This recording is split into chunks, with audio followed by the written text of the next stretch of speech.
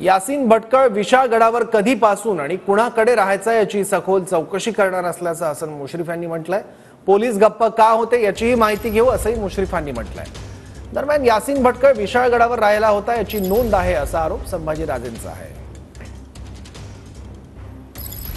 यासीन भटकळ हा अतिरेकी होता। इंडियन मुजाहिदीन संघटनेचा तो सदस्य आहे। जनमन बेकरी जो बॉम्बस्फोट झाला त्याचा मुख्य आरोपी आहे।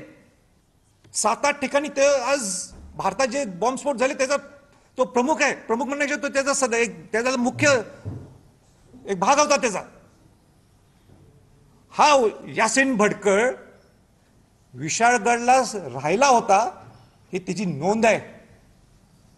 एवढा मोठा अतिरेकी राहिलाय कुठे विशाळगडवर किल्ल्यावर। त्यावेळी हे महाशय कुठे होते? त्यावेळी यांचं पुरोगामित्व लपलं होतं आणि मला शिकवतात पुरोगामित्व काय। तर यासीन भटकळ प्रकरण हे कालच आम्हाला कळालं। त्याचीही अधिक चौकशी केली जाईल। तो कुठं राहिला होता, का राहिला होता, कोणाच्यात राहिला होता, मग ही माहिती असती तर पोलीस का गप बसते ही माहिती घेऊ आपण।